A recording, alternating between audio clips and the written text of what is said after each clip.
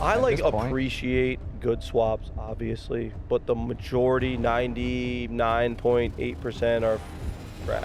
Good morning. Good morning. Good morning. Good morning. Good morning. Good morning, I'm TommyFYeah. This is Garageszero. Our goal is just like, they made it 30 years. They should be able to, with a refresh, make it another 30. You know, it's just maintenance and bringing it back. The 6 to 7 horsepower range is, I believe, the most manageable for the normal person. You're not spending too much to get there, but you're also not using a stock 2.6 that could potentially leave you on the side of the road. I also grew up skateboarding, and skateboarding as a standard, it's very critical. If it doesn't look good, don't do it. I don't want to watch it. Style is everything. People always think I have an ego because I think like there's right and wrong. I have standards, but I don't have an ego. The number one thing I hear is, I don't usually like these cars, but I like yours. My 350Z, my R33, my 996. Of course, there's nothing OEM about my car, but it is period correct. I'm period correct. People confuse OEM, so I'll tell you what OEM Plus is.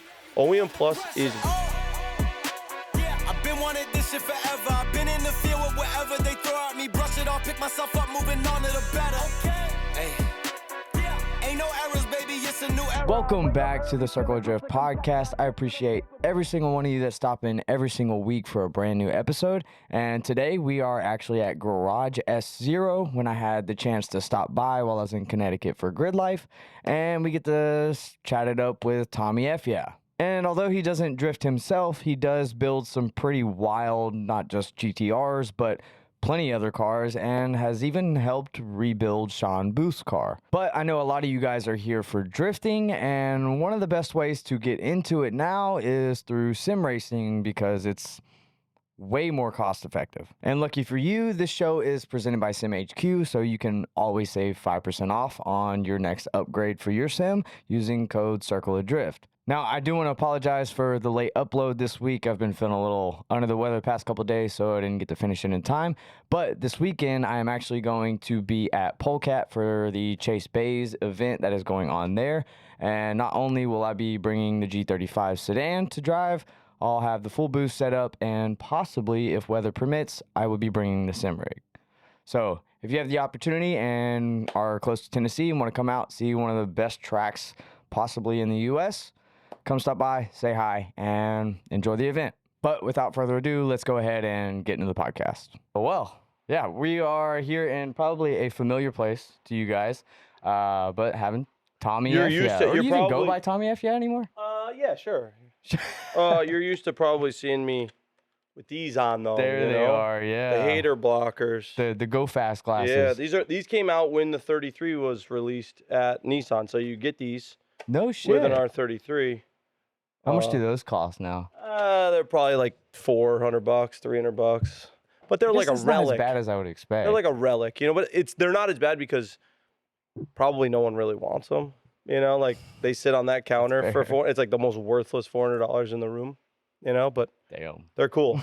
They're cool. It's a good desk ornament, I guess. Yeah, and I got a 33, and like people sleep on the 33, so I like 33 era stuff. You know, I think that was the era. Why? Like 95. I'm a 32 guy.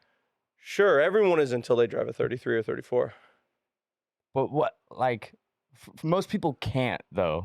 So what is that? What's the difference? So, like, I would say if you can afford a, like, modified 32, you could afford a 33, right? Like, they're close. 33s are coming down, but the 33 is the best bang for the buck because you get a lot of 34 stuff with none of the negatives of a 32. 32 is cool. Everyone, you know, everyone knows it. But it's like a wet noodle. You know, it's like the interior sucks and they're like squishy but they're cool and they feel really fast when they're fast. They feel way faster than a 33. Like a fast 33 can get old. My car just made 922. Choke. My car just made 922 on the dyno, and like it's easily drivable. It'll haze the all four in second. 920 is easily 922, drivable? Yeah. I was scared too when I first heard it. Like, you always hear about 1,000 horsepower cars. Yeah. And it's so hot today, it'll make 1,000 on a cold day. You know, it's in between runs. We stopped for like an hour yesterday on a car, same setup as mine. And the car picked up 70 horsepower from just cooling off. They get so heat soaked, just not moving. You know, so my car's probably, I'd call it a 1,000 horsepower car and not really be, you know, insecure about that statement. But I could call it a 900 horsepower car. What does it matter? It's fast. It's really fast. That's faster than anything I've driven. Yeah, So me too. Till now. Yeah. As far as the 33, why do you think people have the bad taste? I on think that the car? internet. Okay, so about like influencers. I think back in the day, influencers weren't a person; it was an echo chamber. Okay. So let's just say you and I are OG Skyline guys, and 33s are the cheapest, right? Back in the day, they were. 32s were like what everyone wanted. They were easy to get. 33s were kind of like and then 34s were pretty cool. They're still $40,000 cars. And at the one point. 32 is like, I assume, legal at this time, right? No, I'm saying like forget it. Like let's talk where like Japan okay. or Australia, Gotcha. wherever you are. So the echo chamber is 33 suck, and then once that gets said, people won't even give it a chance. So I get a lot of one thing that I can say whatever I want on this, right? Yeah, dude, okay. you're good, yeah. One thing I'll suck my own dick about is like I tend to build cars that people don't usually like. The number one thing I hear is I don't usually like these cars, but I like yours. And that's like one of the most common things I hear at my 350Z, my R33, my 996. Like people just like what I do in those. I'm not saying I build everything great, but like I have a way of, in my mind, seeing things that I like, and they're kind of universal. You know what I mean? So the 32, 33, 34 thing is like 33s are the ugliest stock, right? So they're going to get the most pushback. I think they're the ugliest stock, and I love 33s. But done correctly, they look 32s kind of just fall off. That when they come stock, like there's not much you can do to make them look better. So you're kind of topped out with a 32 off rip. You do some Nismo air or whatever. It does help a little bit. Still kind of the same. 34 goes gnarly with like Z-Tune, and you could do all that stuff. You're not going to do body kits on these cars. You'd have to be stupid to do like some aftermarket body kit on a GTR. But like 34 looks good no matter what. And then the 33, you got to kind of work. I think you got to work to make it look good. But when you get it, it's great. Like my 33, in my opinion, is the epitome of that era. And that's what I like about it. It's not like it's the best looking or this does this or does that. It's the gnarliest era. Like 95 to 98, even 95, 2000 was like the JDM era. That's when shit was like popping, 34 is always good though. No one dislikes a 34. I think 34 is what anyone thinks of when you even mention the GTR in the first place. One thing I learned though is like 32 is good to like 650. They're pretty gnarly at 650, like scary, uncontrollable-ish at times. 33 is so much longer that same power is boring. We build a 650 horsepower 33 and I'm like, something's wrong with it. What is the wheelbase difference? I want to say the total length difference, I might be wrong on if this is wheelbase or bumper to bumper, is 8 inches, which is a ton. I know a wheelbase is like 4 inches longer than the 34, I think. These numbers are all jumbled in my head. Right. 32 is obviously the shortest, so you got the most twitchy car. We put cars on the lift and you can't open the door. It's like, dude, because they're not good. The torsional rigidity of a 32 Were the sedans longer? Or is that sedans just are not longer. They have the chassis? same wheelbase, use the same drive shafts, all that stuff. Like 32. I don't know about 30. 33 is probably the same as GTR. 34 is probably 34 is longer body. The exhaust from the axle to the rear bumper is much longer than a GTR. Like the trunk. Wow. Yeah, the trunk is much longer, but I don't know how much that's rear seat. I don't know. I don't care about 4-doors. I'm actually heavy on 4-doors. I like a 34 4-door 4-door with like all the aero. Like I can appreciate them, but it's like given the opportunity, I'm taking the coupe. Yeah. 10 times out of 10. The 32 4-doors. I like is the 4-door one. 32s. I had a really, really fun one. We're building one right now. Has to be Type M. Has to have OEM skirts. Very hard to find OEM Type M 32 skirts, but the 32 4-doors are rad. The door's tiny though. You know what I mean? Like the door is tiny, but they're super cool cars. All fun. Well, you mentioned the body kits and stuff, so I can kind of understand from a GTR perspective not to put an aftermarket kit on it. But what's your reasoning for that? Is just staying true to the heritage? The factory body is timeless. So not timeless in the sense you don't know what era it's from, but like trends and stuff come and go. Factory body trends, stock aero. I mean, my headlights in my 33 were 20 grand, stock factory headlights. That's And I was ridiculous. willing to pay it because they were new, they were good, they're xenons, they're special. There's not an aftermarket headlight under the sun that I would pay 3 grand for. You know what I mean? It's cheaper, it's shittier, and it's usually body kits, especially, it's trendy. Shit that was cool in 2000 isn't cool today, but then it'll come back. And I don't want to build a car. I don't want to build a car 5 times. I have so many cars. I don't want to build, oh, it's time to update with the trends. Like, I'm not going to do that. You just The built shit- 5 of them. Yeah, I'll build 5 of them. The shit that I do to cars is like, it is nostalgic, it's throwback, but it works today. It'll work forever. I think stock aero will work forever if the car is cool, you know? Like GTRs are cool. GTSTs, Type M, like stuff like that's cool. Aero bumpers, like look at the money an aero bumper's getting. You know, for an S13. What do you Very drive? true. I have a 350Z, 350Z. and then I just picked up a G35 sedan. So don't talk about that. So it's for seat time. You gotta see it. It's for You gotta seat see time. my 350Z. It's just it's an 05.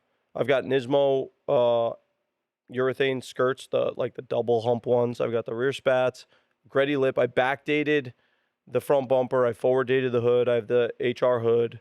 I've got Nismo Juke R seats. I got Gretty brakes. It's on Olin's, HKS exhaust, like LMGT4s. That car is like the 350Z. You know what I mean? And it's not like I did anything. That's the other thing I got to say, because people think I got like an ego. I didn't do any of this. Yeah. You know what I mean? I didn't help design any of this. I didn't do anything. I'm not taking credit for my builds. Like, I'm just putting the right pieces where I think they go. It's like an aesthetic thing. I'm like a curator of a car, like this room. You know, I designed this room by just throwing shit in it, and it, you know, worked. I take no ownership for what these cars look like because I had nothing to do with it. But I do know that my combination looks best to me. You know, and That's an interesting way to think about it. people always think I have an ego because I think like there's right and wrong. I have standards, Yeah. but I don't have an ego. I think the right way to do stuff is OEM aero that flows and works.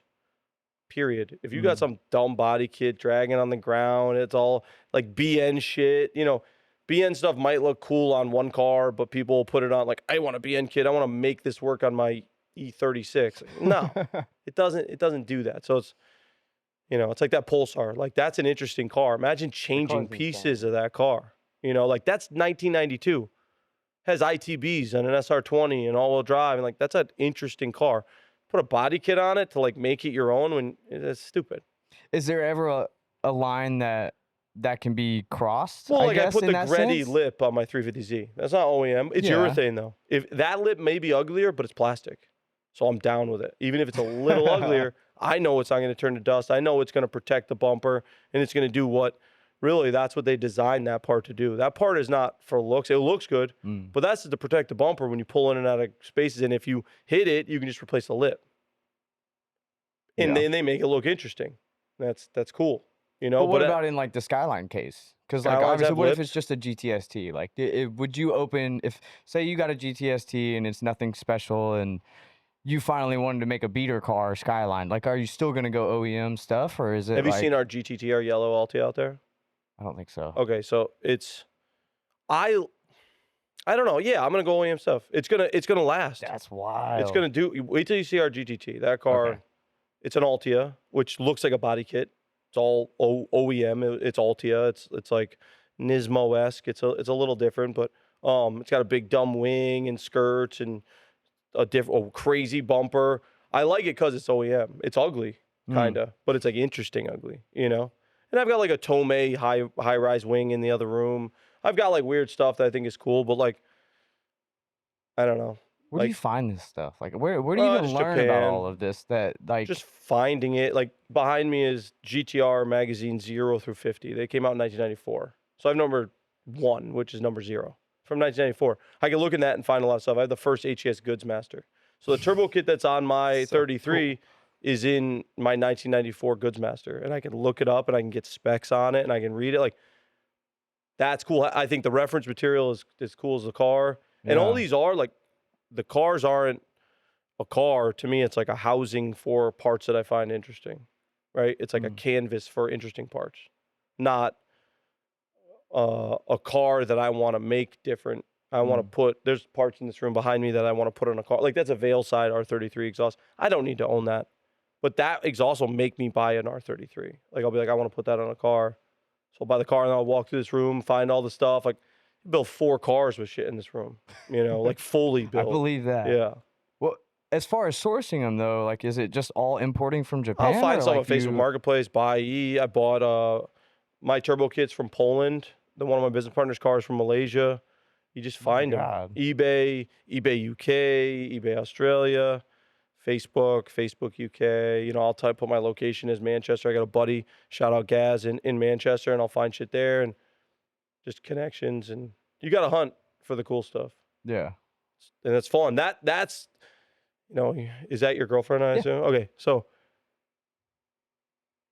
the hunt is fun, for a girlfriend. That's like an interesting part of it. It's kind of the same thing with parts. The chase. You find the part, you get to touch it and feel. That's why I don't like these like turn 14 builds. Like I just go on turn 14 and that's what I'll take. Like I like using parts, like if they have a turbo that I need or whatever. But that chase is just as fun. And then I roll to a Skyline event or something and no one's got the same shit. Not all of it, but like a lot of my stuff, no one has the same stuff. And I think that's fun too. So you're obviously just like scrolling constantly. For the most part. I'll just type in like BNR 34 and go through 150 pages. The first 10 are really where all the stuff is, but I'll keep going because I've found stuff. Like, I'll tell you a story. I was in Australia for GTR Festival and I was eating dinner with Tamura-san. Do you know who he is? He helped design the 34, 35. Yeah. We were talking about stuff and I was like, he started talking about gearing and he has a 32. He was in Midnight Club. He has a 32 with a 6-speed. And we were talking about gearing and he's like, yeah, I had Nismo back in the day make 50 sets of 3.7 final drive, 50 sets of 3.9. So the 34 is a 355, 354. The 33, 32 has a 411. So if you put the 6-speed on the 411s, you get like a quick gearing. It's cool for like 500-600 horsepower. It's not cool for 900, right? So he was telling me at Nismo make a set of 370s and a set of 390s so he could try them, 50 of each. And I showed him a picture that I had a set of 390s that I'd found 2 weeks prior, that I'd been hunting forever. No way. Yeah, and he was like, and he looked at the price. He's like, that's what they cost brand new. Like, and this dude knew the part number for like Le Mans turbos. Have you heard of the R33 LM? Yeah. Like the blue one? Yeah. That had special, little bit bigger, cold side N1 turbos specific to that car. That's the turbos he ran on his 32. He knew the part number. Holy They're like shit. discontinued for 10 years or something. I don't know when they discontinued, but yeah. So like, sharing that, showing him I had a set of 390s. We have the same gearing in our car, like us and 48 other people. That's insane. Yeah, and like, so I've been heavily wrapped around gearing at the moment too, because on my car, I actually still have the 3.5 in it. Yeah. And I still have the factory 5 speed is like too. drifting. Wait. The RB 5 speed, sorry. Oh, why'd you do that? That's horrible. It's that car needs a awful, 410 dude. or 430. Yeah, with a 5-speed. The way I calculated at the time, I was just trying to get the swap done, essentially. So getting Why not it just drivable. Do the CD999? So fish racing is more complicated for that specific car to do the swap. Because it pushes the motor back, and then you have to do all that fuckery. Yeah, well, the motor's so much farther forward, and then the CD is actually kind of like short and stubby, so the shifter would have been under the dash completely. The RB is a little bit longer, so it stuck it out a little bit past the dash. You want to hear the most controversial thing I'll say on your podcast? Yes. I fucking hate. I have to say this carefully and follow it quickly. I fucking hate engine swaps. I fucking hate them. So with that being said, you have an RB20 and you put an RB25 in your car, that's not an engine swap. If your car came with an RB20, you put a 20, that's not an engine swap. RB26 even, not an engine swap. I had a 4-cylinder and I put a 6-cylinder. I had a V6 and I put a straight 6 because it does not work, period. Now, if you're going to swap your 350Z, you put a VR38 in it. You put a VR30. You put a 370Z motor. I don't know, that sounds dumb, but like you do something like that. You don't put an RB in a car that was designed for a V6 because it doesn't work. I hate S chassis with RBs. I fucking despise engine swaps like that. I've done them. I've done a lot of engine swaps in my day. And the one thing I've learned is it's trash. It's trash 100% of the time, every time. I wouldn't say 100% of the time. I mean, it doesn't. You're gonna it's follow never gonna that be statement factory with OEM, right? You're gonna follow that statement with, but it's a drift car. Oh no. That's what you always hear. Well, no, it's I'm not driven. going to use that at all because people do. There's literally an RB swap G35 sedan 15 minutes down the road from me that the dude daily drives, has AC on it and everything, Sure. and it's swapped incorrectly just like mine is. So the motor's too far forward, da da da da da, and like, but he loves it and he enjoys. So when does like the personal?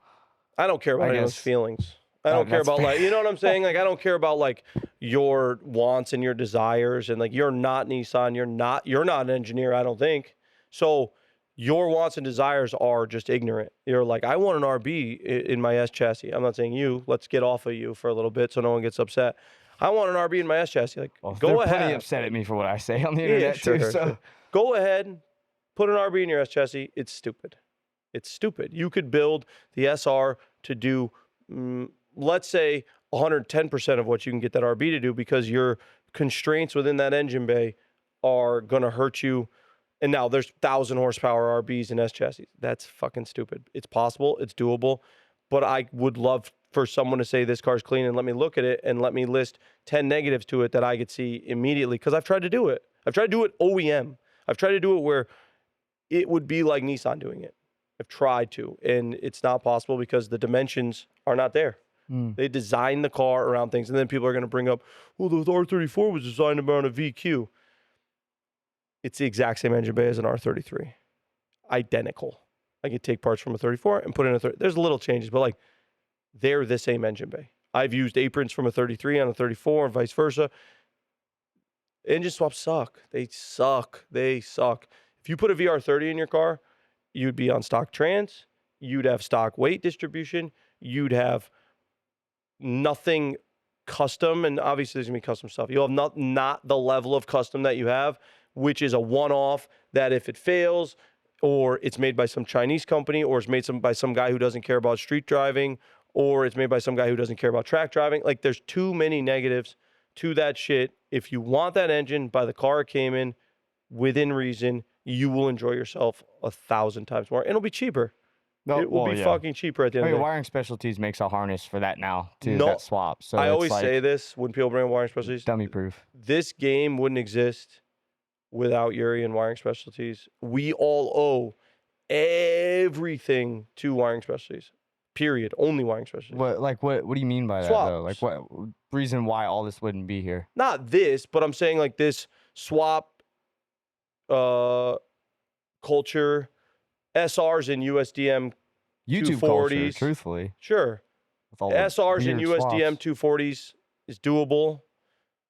In the early 2000s, when Yuri was taking in your harness and merging your K and your SR harness, that's what he used to do. He'd use old stuff, and he grew to where he is now. It's opened up the doors for so many things, so many like chaser. So like an RB25 Neo in a 32. There's ways to get that to work. That's probably a bad example because you can use the accessories from the RB20, but like things like that are just so easy. Call Wiring Specialties, place an order. If you do a bunch of custom stuff, it's going to take you a while, but if you go with like a chill setup, then you're okay with wiring. Like, they just made like 1Js valuable, because you couldn't, a 1J VVTi, dude, they used to be $1,000 because you couldn't put them in anything except for the car they came in, which was like nothing. What did a 1J VVTi come in that you could get 5-10 years ago? I mean, nothing here. So like, you would have to wait and get like a chaser, or whatever. Now you put a 1J VVTi or a 2J VVTi in a Supra, which is not a swap, but it is. And that's a way better engine. And like, I don't know, people sleep on it, but like, that business and that brand is, in your car, you couldn't do that without them. The dash works and everything. Right. Like, like he used I just hate wiring. I hate wiring. despise wiring. So yeah, he did like a CAN conversion with 350Z. Like, that's insane. That's such an insane system. So I don't know. Shout out Wiring Specialties always. Yeah, we kind of went on a Wiring Specialties tangent, but swaps suck. But no offense, Wiring Specialties. You mentioned the SR on that point though. So like, I guess that honestly proves why people are so glorified on the SR side in an S chassis, because truthfully, the way it drives is incredible. It's where it belongs. It's hard to beat in any other chassis, I would say. I at like this point. appreciate good swaps, obviously, but the majority, 99.8%, are fucking trash. That's Period. crazy. We see so much. I've There's seen not so a single much. one that you would like. You would tip your hat to a little bit. Yeah, sure. It's gonna take me a while to think about it, but I can't think of a car that like. Here's one. I got one for you. Cool. I built a Golf R. I worked with a company and built a Golf R. We did an RS3 drivetrain and a Golf R. The entire drivetrain. It's 5-cylinder. Went from 4-cylinder to 5-cylinder. 7-speed trans. The diff, the gas tank, the seats, the steering wheel. That was a cool swap. It was dialed, but like at the end of the day, it's the MQB chassis. It's the same chassis. It's like doing a 20 to a 25. It's a lot harder, but it's a swap. It's an extra cylinder. You know, like that was cool. I'm going to do a Porsche swap in that. I'm going to do a 991.2 engine in my 997.1. So that's an 07. I'm putting a 2018 cool, GT3 engine in. But so I guess it still falls into the same not really a architecture. swap, yeah, like same stuff. So like your RB and your 350Z, not it for me. I did You it have your fun. just for one, it was my first real swap. So trying to test myself, I really loved RBs, and the motor and trans and full swap just kind of like fell in my lap. And 350Zs were probably cheap. I had it already. I was have to already like driving it. I have to like always when I have these conversations, I have to like disclaimer, these opinions are mine. Like people think I'm speaking factually. I'm on a podcast with you to tell you about me. So I'm telling you my opinions. And people want to argue them in the comments. I'm not going to read it. I don't give a shit why you think your LS fucking whatever the fuck is cool. To me, it's trash. I'm not an LS fan, so I get you. Your RB and your 350Z, I'll just say it to you so it's direct. It's trash. Yeah. I'm sure you love it. I'd like to drive it. I'd like for it to change my mind. It won't. It's probably not. I'm like, I'll It's be not honest with you too. Like it's No, and it's cool I'm you in the did it though. You middle probably of- learned a ton. an and immense amount of info. that's and, what it's like, good for. I had to do so much research just to make certain things work, and like I fabricated all the motor mounts, so I kind of taught myself how to fabricate. Like there was That's sick. benefits to it. That's what it's for. Yeah. And then I'll look at it and be like, oh, you couldn't weld this day. You know what I mean? And like, we're good because you couldn't weld that day, but you learned to, and I can't weld. But it's because I don't do stupid swaps Hey, and stupid I'm not cars. saying it's pretty, but it's two pieces But of you're metal better glued at welding together. than me. You know, That's like fair. I don't want anyone to think I'm trying to like offend or insult anyone. I'm just trying to give you me, even if it's a little on the extreme side, so you know what's the point of this if I'm going to be like, yeah, that's really cool, man. And then everyone on your podcast is like, hey, that's really cool. If you have any differing opinions and everyone built cars like me, I'd be bored. Yeah. I couldn't talk shit about anything. Right? If you build cars like me, I'd have nothing to talk shit about. So, and I like talking shit. So I love criticism. I enjoy Same. even like how you just said you won't read the comments. I'll still read them. I'll I read can them, just but they won't pick and like choose what's worth no my one's time. going to change my mind. It's Exactly. not going to fucking happen. And I'm not going to change yours. You can hear it. Don't listen to this podcast if you don't like what I've already said so far, because I'm sure it's going to get worse. You know? Oh, I've got one question. Sure. On the topic of swaps. Let's go. Front wheel drive conversions to rear wheel. What's your opinion on that? That's the dumbest thing. Jimmy O, come on. I'm tight with Jimmy, but like that car is interesting, but it's fucking dumb. Yeah. Fucking Civics are. Oh, I'm not talking about that. I thought you said That's front wheel very to dumb. rear. But like, as far as like motors, so like K series, converting those to rear wheel drive. It's a swap. I hate it. So okay. It's a swap. Like, let's just blanket statement that like you want to put a K series in an S2000 and do all the work it does to do that. It's still a swap. But like, I always ask why. All right, let's talk about you because you can answer questions in real time. Okay. VQ, RB, why? VQ, I absolutely hate working on them. There's too much going on. Just simply to do a rear main seal like I just did you're taking up the whole upper oil pan off, doing all that Why'd mess. you and like feel an RB is simpler. Why'd you feel that you needed more than what you had? Because that's In what the what RB way? was, right? Power, probably. You making more power than you used to have? So yeah, I had felt I was capped out on skill level as far as the power that I had. Boosting and nitrous on a VQ is questionable. So didn't want to go that route. And plus, I just purely hate the sound of a VQ. Yeah. So That's one thing that I'll never take into consideration for a car build. Yeah. Is sound. well, stock exhaust is going on the G. I'm not dealing with it. Yeah. You should hear my 350Z. When we're done. we'll have to go check it out. Yeah, check it out. I do want to take just walk around. Yeah, I'll see give you a see tour. stuff. Where it was just crazy a minute ago. Yeah, you can. Like I said, I'm gonna be like not a prick, but like I want to like really give it that because this isn't my audience, right? Circle of Drift isn't my audience. I can drift a little, I can slide a car around. I had a 370Z, did okay. But you're involved with drifting to Well, an his friends- extent all my with the homies people do that it. are here. All my homies do it, Yeah. I wasn't drifting, but I blew my Colorado transmission up today with TJ this morning. Yeah, drifting, What? sliding around. So like, I mean, I like it, but this isn't my audience, so I want to give them all, and like swaps and that type of stuff. It doesn't make sense. It doesn't make sense. Like, but with that being said, I do want to do one, and I want to prove to myself again that either I hate it or I love it. And I'll tell them. I want to do an Altezza with a 2.2 liter SR.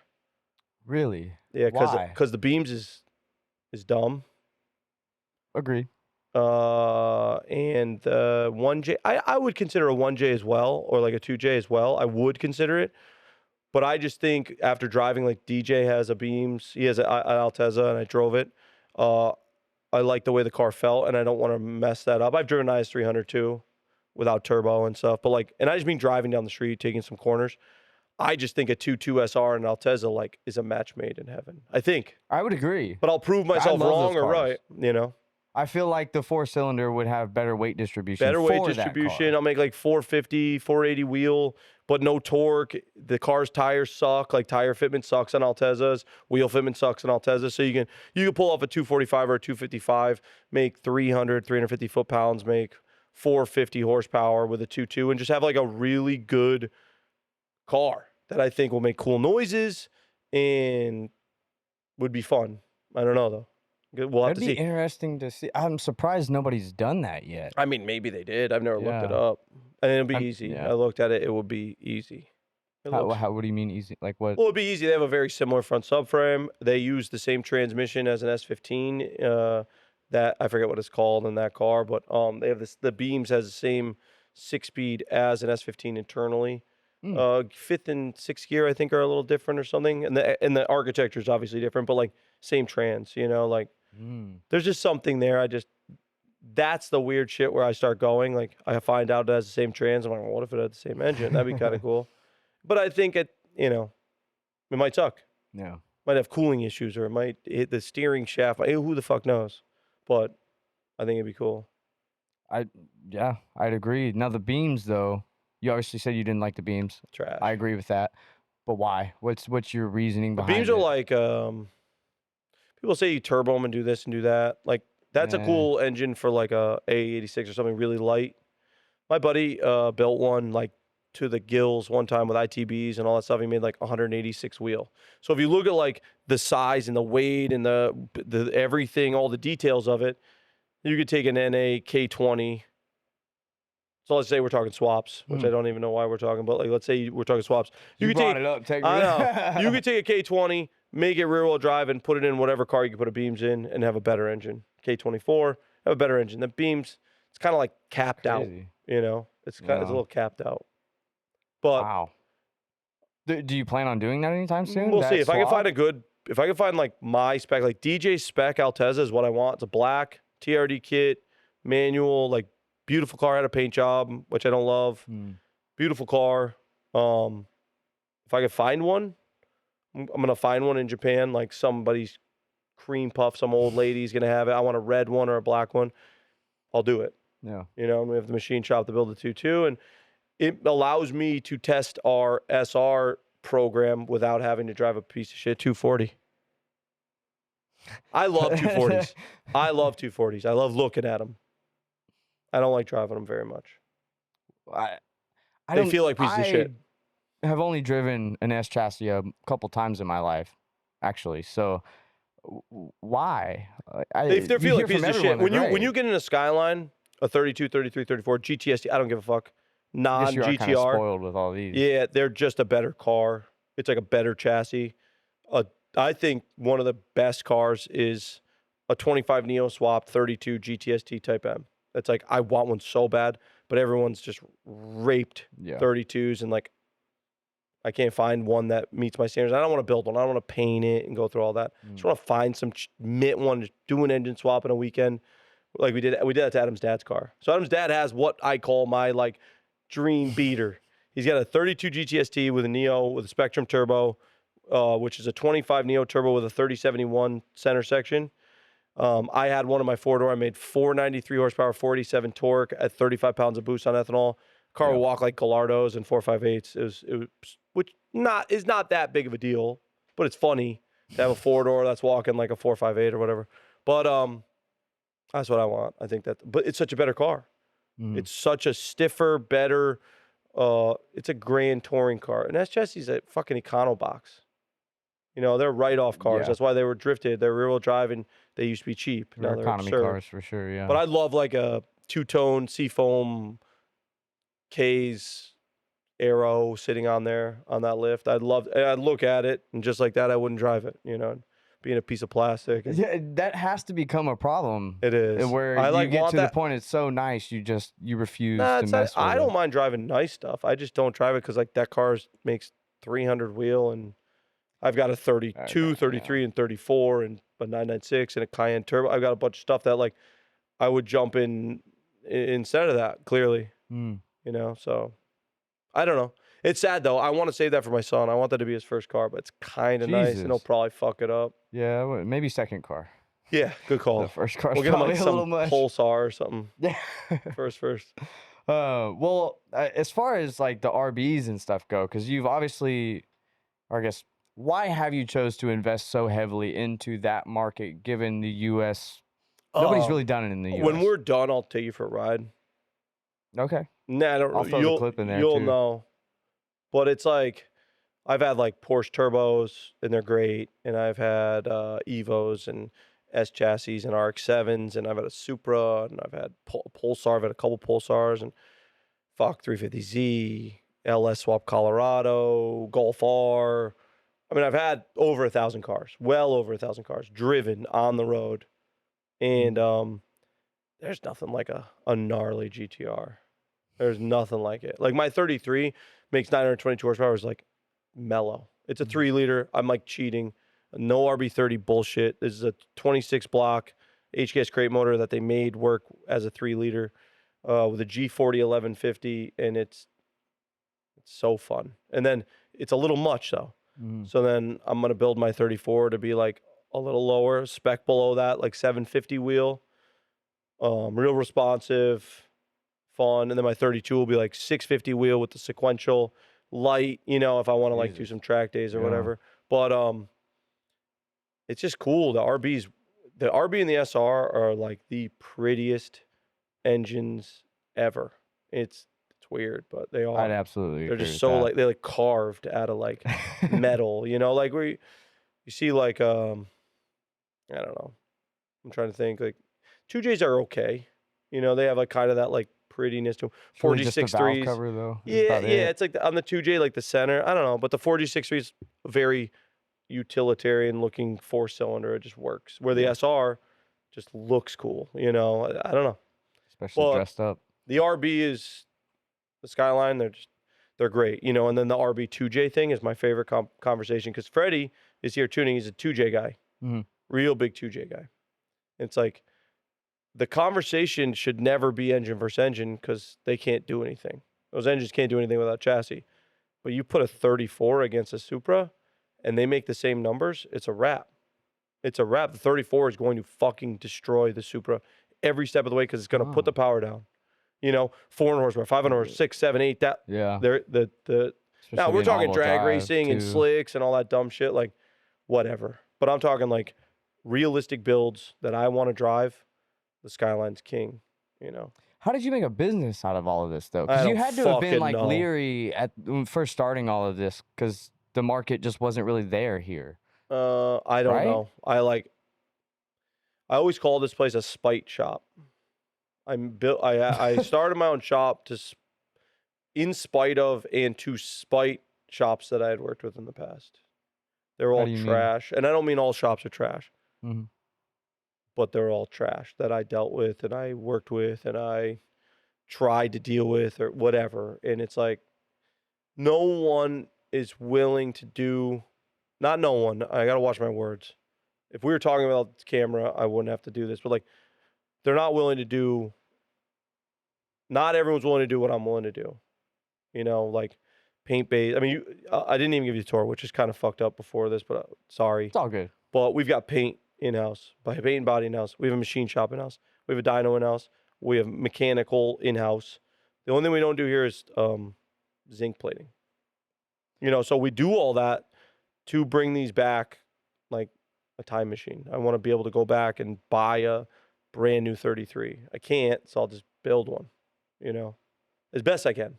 But what, like, I'm trying to, because from a outside perspective, this looks like essentially a GTR restoration shop, and that's simply what it is. It's like a But resto I know there's more mod. that goes on Well, to make this place function. yeah, it's a There's more nightmare. cars than just GTRs. Like, I mean, Yeah, sure, but are you taking in like full-on builds and stuff from people? Like, Skyline builds?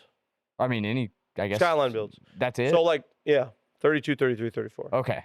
S chassis too. We have a couple S15s, 14s, like big spec builds. That's why we started the machine shop. Was like, it's a bottleneck, so let's have our own. You can't trust they're gonna do what you want them to. Ever. We saw Literal have that issue. But in you can FD. trust that I'm gonna do what you want me to, because I care more than you. I care more than you know to care, because I don't want to hear that I'm a fucking idiot.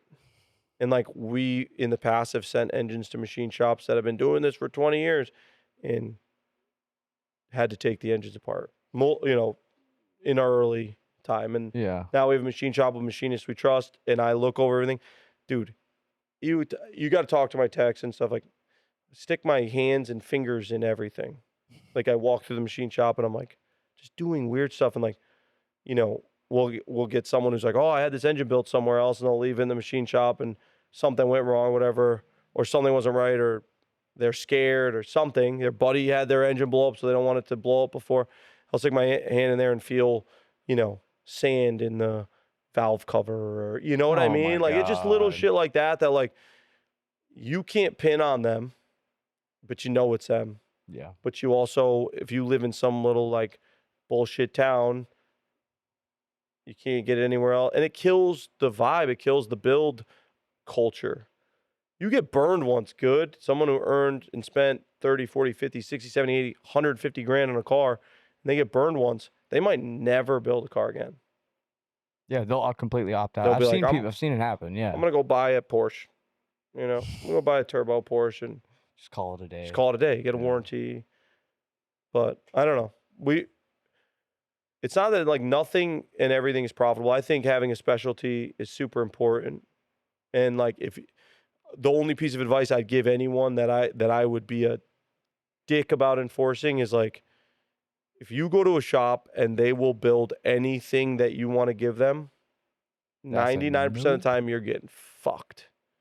Mm. You know what I mean? I would agree. I've seen it. I mean, Ryan Literal, for example, along the lines of RBs. I know nothing of him. I heard So- like one time he's like the spokesperson for RBs, and that's kind of Within annoying. FD. Sure. He's the only one that runs an RB platform, or only one that has in a while. So, and he's stuck with it now. Works And I with heard he doesn't give it a PRP, very da, good da, da. name.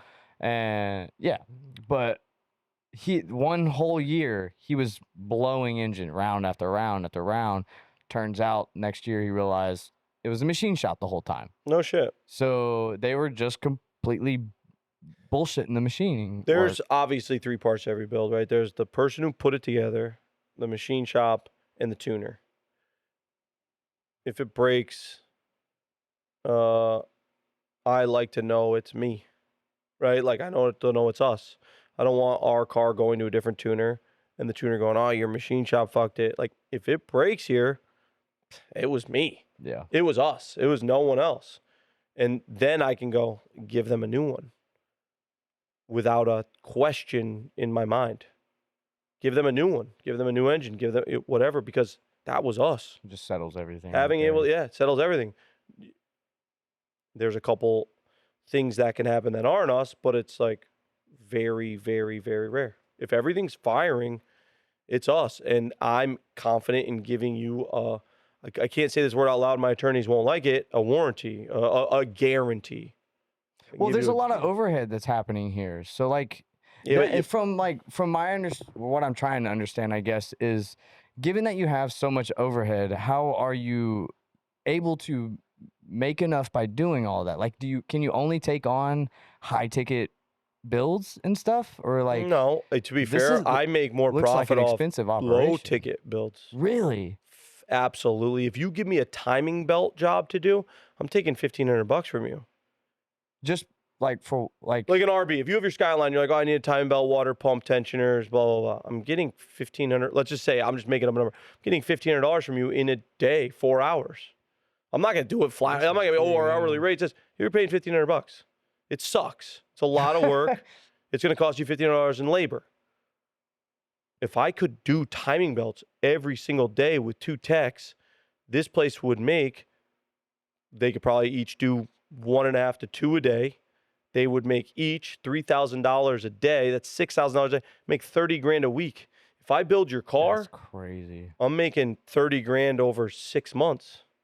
And I'm not making 30 grand. I'm taking 30 grand above what my cost is, but I can't account for the lights on and the fucking guy in the bathroom. I can't account for all that like to the T. It's nearly impossible because there's so many variables.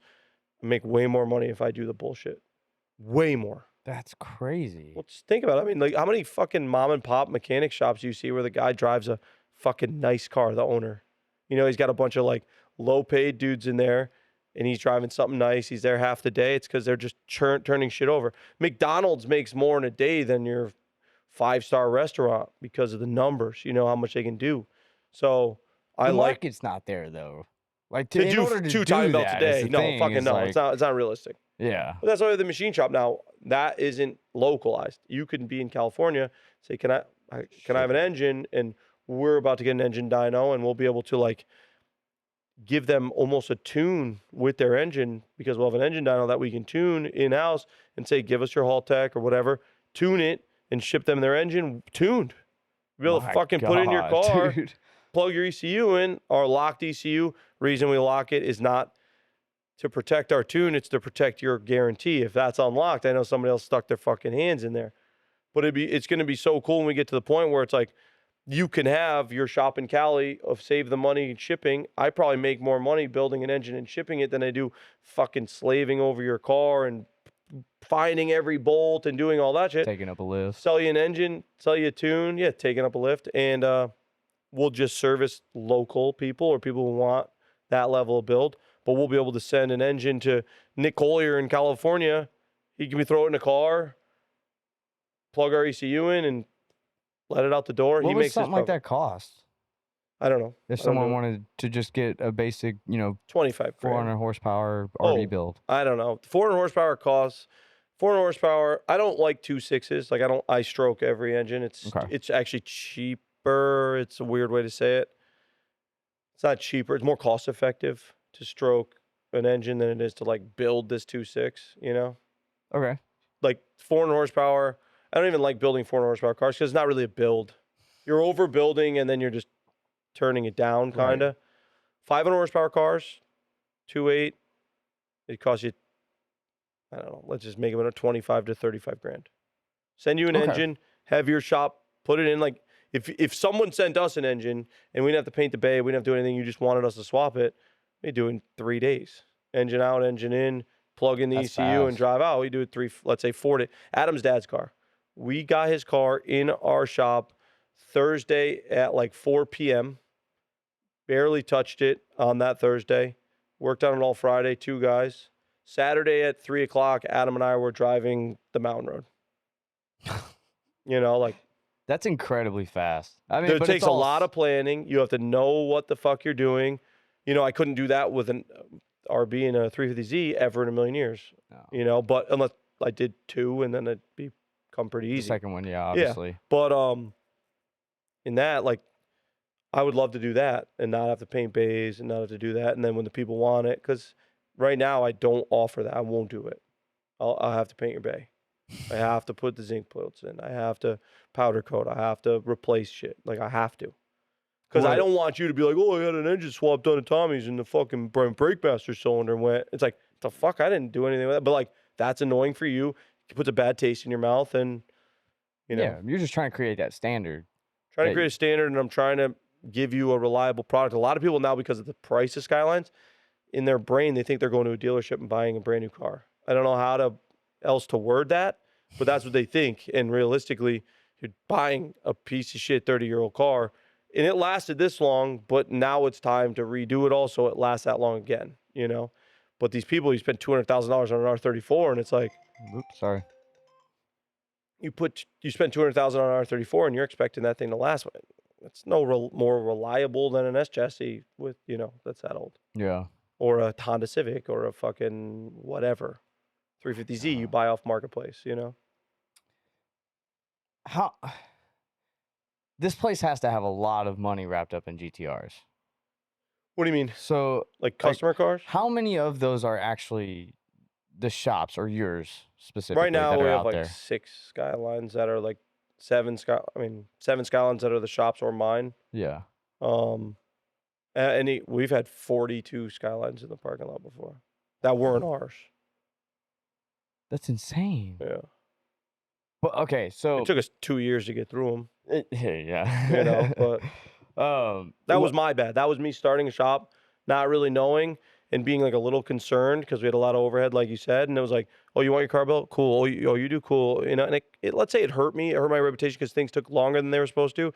And things take longer than they're supposed to 50% of the time. Very rarely do you get like this, like breeze, but we're getting it fine tuned. And if you throw a wrench in the works, like I want this instead of what you do, at this point now, I'm like, no, I'm not going to do that because that's going to cost me 10 hours or it's going to cost me this, or it's going to hurt my timeline 3, 6, 7, 10 months from now, you know? So if you're cool with like the packages we offer, then I can guarantee from today forward, I'm not going to have your car more than 90 days. That's cool. Yeah. So, how often are you having to like push people away then? From doing their I've build? pushed people away once a week, probably. Really? Yeah, probably. Or just, no offense to anyone, don't respond. I hate saying that out loud as a business person, but like, there's so much that if I read your first line and you're like crazy, and I don't mean crazy, like insane, just like says some wild shit. I bought a Skyline and it came with no motor. And fucking see ya. You know what I mean? Like, there's some things you could say that I'm like, Yeah. not for us. You don't want to pay what that's going to cost. Like, not for us. And like, everyone thinks it's like a luxury to be able to do that, but it's honestly, it's a safety, it's a protection measure, you know, because I'm protecting you and me. There's no chance I'm going to make you happy. Yeah. There's no fucking chance. I'll do that. I'll sometimes I'll offer to buy you the shit and be like, I'll just buy that from you. That's going to suck. I'll buy that from you because I'll part it out or I'll finish it or I'll swap some shit around, whatever. But yeah, I don't want bullshit. I want to build clean cars where people appreciate our style, our like logic, our just how we do it. Yeah. That's what I want to build. So then, what are the packages? Because you mentioned that. Are there set packages? Yeah, or does pretty it much. So vary? you could every car's getting a 2.8. I can explain why. It's a sales pitch, but it's really a real sales pitch. I can't guarantee any of your work if you keep your original engine. And if you do all this and you keep that original 2.6 that's 30 years old, that like I can't tear open and measure bearings, like by the time you're like making sure that engine's good, you might as well just fucking rebuilt it. You know, so everyone gets a 2.8. Now from that point, and that may change in the future, but I don't really see a benefit to me to putting 2.6s in cars. We're building street cars. Let's just do a 2.8. You won't even like touch, I guess, 25s and stuff. Oh, I then? love 25s. I'll fuck with 25s. I'm just talking about GTRs right now. So 2.8 is the bottom. You're getting a 2.8, and then from there you get to choose pretty much 3 turbo options. You can do a single GT3 4R, which is an HES kit that like we put in Adam's R32. Okay. It's his favorite car. Like we get to say, you respect Adam LT, I assume, right? Yeah. His builds, That his is my style. favorite car of his. That's a bolt-on car. People try to give me shit because we do bolt-ons. Oh, they're a bolt-on shop. Who the fuck wants one-off intercooler piping and this and that? Like, I'd rather find you some weird, like, Remax shit from 1995 than build you a custom intercooler pipe kit. There's so many intercooler pipe kits on there. You'd be stupid to do your own. Now, if you're a fabricator and you want to fuck around, like, do you? But, like, you're going to a shop and you're like, hey, guys, I really want this, and can you make me custom intercooler piping? They're just like, sucker, because that's stupid. That's fucking stupid. It's not serviceable. It's not repeatable. You need that one guy who knows how to do it and what he did to fix it if something happens. And everyone says, what's going to happen to an intercooler pipe? The other day, I had one blow off and I ran it over. I went in the parts room, took one out of the box, I put it back in. It was crushed flat. They're cast. It happens. You're making 800 horsepower and it pops off because that's what things do sometimes, and be fucking running over. Like, that guy, you'd have to be like, hey, are you free tomorrow? And your fabricator's gonna go, I'm booked for 6 months, and now your car's down for your season, your life sucks. My shit's all repeatable, replaceable, fairly easy, Okay, so 2.8 bottom. You can upgrade little components. I want this oil pump or that oil pump, whatever. But like 2.8, 3 turbo options, which is, I like the Nismo R3s, which come in the CRS, R32, 33, 34 that Nismo does, kind of like the Z-Tune. Right. I like 2530s, which are HKS, or I like the single GT3 4R. Okay. So if you want a single, you're going GT3 4R. That's what we put in Adam's car. If you want twins, we're going 2530s 99% of the time. That's what we put in Alex Bowman's car. We've done like 10, 15, 25, 30 cars. They make about 640 to 680 wheel. The single car makes like 640 to 660. It's a much smaller range with the single. And then you can do a different engine package with that 2.8, and then we can open up like a little bit bigger turbo or do a little bit bigger hot side or whatever. But like that's pretty much the packages. That's all you're getting. So that's pretty straightforward. R3 turbos are great for pump gas. 2530s are ethanol. GT3 4R is good on pump or ethanol. So if you're like, I'm only doing pump, I'll do R3s because they're a little smaller, a little smaller hot side. They'll spool a little better. You'll make 550. On pump, you'll make less than that. But I mean, on ethanol with those turbos, you'll make 550. You'll make like 450 on pump. On 2530s, you'll make 650. GT3 4R, you make 650. And we have done GTRSs, which are 2540s technically, and those we just did 755 on, but the engine needs to be like fine-tuned. We won't just throw that in a run-of-the-mill 2.8. We got to do some stuff to spool those and make them drivable. But those are the packages. Outside of that, I hate you. So you're not taking my car. I get it. We'd always love to build an engine. You want to build an RB, I'll build you an RB that'll take the abuse. We built Sean Booth's car. 2.8 in a Neo. That thing has, no one knows this. The thing has like 11.2 to 1 compression. That car cannot go on pump gas because the chamber of the Neo is so much smaller and the 26 pistons are so much bigger. That thing's fucking spicy. That car, it's 2 years old. Booth isn't easy on anything, and he's got a little bit of a touch where if it's overheating mid-run, he might not lift. He overheated it so bad that you couldn't see space in between the fins of the radiator. They it blew up like a balloon. It's still going. Cylinder 6 isn't the happiest from what I hear, but like still going. Yeah. And that's a basic bitch 2.8 in a Neo. Like that's like no rods, crank pistons, some machine work. As simple as it gets. I think we had stock cams. So how much does if someone wanted to get that exact engine package? Well, let's like not talk about any parts because they're always changing. Our labor is roughly like engine head, like complete long block. Our labor is about $4,800. It's like $1,800 for the head, $3,000 for the bottom end. That's line hone, bore, skim, do all that stuff, and then the head, guides, valve job. Always do guides, always do valve job. Minimum. That's minimum. If you want to do like clearancing for different base circle, like shit goes up obviously, but it's roughly $4,800. Like if you said, build my 25, here's all the parts, and you went with parts that we like, it cost you $4,800 on top to get done. And you'd get a long block back. Like you'd be able to get it, and like you wouldn't have to put the head on. If you want us to time it and stuff like that, we could do all that.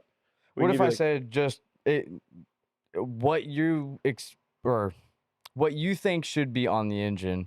You go ahead and put your opinion in it. Just do it how you I want don't know. it. Like if you How much dropped your does that cost? 25, I would do a 2.8 with no rods. I'd use 26 rods. We have a ton of them. Their forwards are stronger. Mhm. So probably cost you 10 to. Well, actually, I know what our 2.8s cost. The 2.8 package through our shop. So sketchy because there's different options. But like 26. Let's say you come to me with a 26. Okay. Can you like make this a 2.8 with a step 2 V cam? Like what I would put in a car. God damn it! What is going on here? Like what I would put in a car, it's about 16,000 all in. Cool. You come to me with a block and head. Yeah, 16,000. That's like parts, labor, bearings. You know, that's But everything. that's like ready to drop in. Pretty much. You have to bolt everything to it. But yeah. Which I mean, if you're, It's a lot of fucking money. I'll it say it. is. But if when you justify the fact of how much an RB costs in itself, like if I was, so how much would that jump up if I didn't have an engine at all and you had to source it for A me? 25. Sure. 25 Neo would jump what that costs. Unless I source like a block, like cost it 35 to 4,500 bucks extra. Okay. And I would do it to a Neo. Like if you wanted my advice with the 350Z, get yourself a Neo. Try to find a head and a block. Bring me your head and block also in case there's some parts or some weird shit I can use. Yeah. Put a 2.8 in it. Do the head work. Get some Tomei cams, 260 cams for with the yen right now. I think they're like 400 bucks for both cams. I guarantee you that thing will make 600 horsepower forever. Like forever. That's Right turbo, nuts. G30 770, good manifold. You make 600 horsepower forever. If you're not like Booth, and you get a good tune, Well, you know. I'm not the nicest. As a to street my car, that car, will so- last forever. Yeah. As a drift car, Half it'll that. last.